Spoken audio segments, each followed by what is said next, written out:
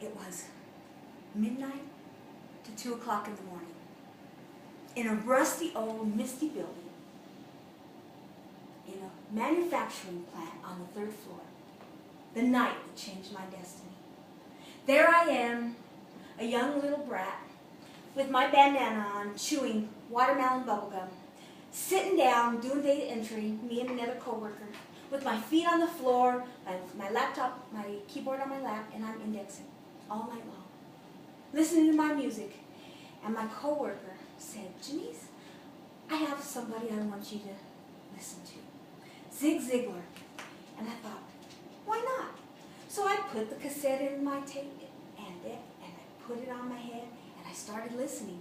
And Zig Ziglar said, you can have anything you want in life as long as you help enough other people get what they want.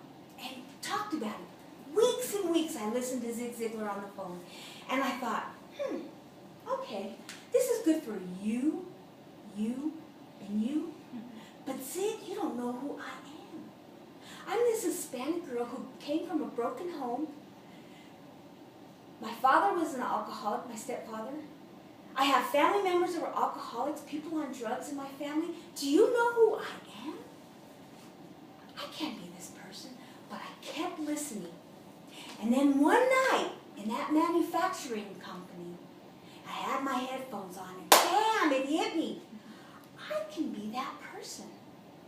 So I was going to be the next Zig Ziglar. Yes, I was. I was going to go and I was going to change lives. So I went to the work the next morning to the day crew and I had all my stuff and I went up there and I was this new positive person because I was going to change lives because Zig Baby told me I could. And I walked into work and the girl said, who do you think you are, Miss Positive and everything? And I thought, I want to say, did you hear Zig Baby tell me who I was? But I didn't. So I went home that morning, my head down, and I thought, I was going to change the world. But you know what? I put the headphones back on the next night, and I listened again. And he kept telling me, you can be anything you want to be if you just help enough other people get what they want. So I kept listening. And I was going to change the world. But you know what? I didn't have the history. I didn't have the stories. I didn't have the credentials. I didn't have the education. Oh, my God, it was overwhelming. What was I going to do? So I walked into the doors of Toastmasters.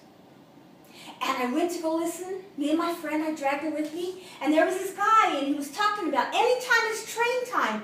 Anytime we go to train track, there could be a train. And I thought, oh, my God, he was so great. I can't do this. And I didn't go back for a year. I was so afraid. But I went back 1 year later, and I walked into another Toastmasters by myself, and they welcomed me in. And I was so excited because I was going to change the world. And I invited my boss and my coworkers, and I filled up the room, and they all came, and I did my icebreaker. And all I had to do was talk about me. And I cried through the whole thing. I'm Janice.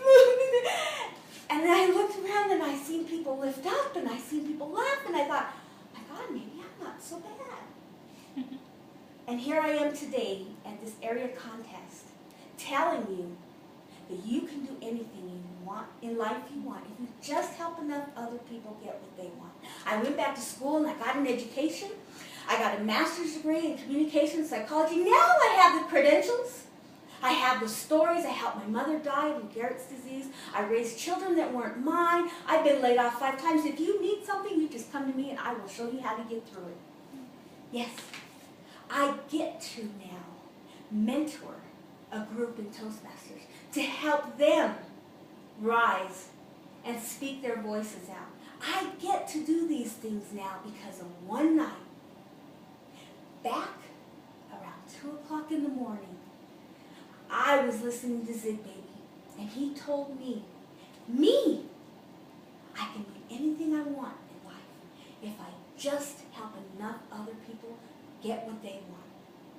And here I am to say, you too can do anything you want in life. Doesn't matter if you have the education or the background or what you've done or who you are, how old you are. I was 50 when I started to get my master's. It doesn't matter where you are. Start today and step out of your box and do it because you can.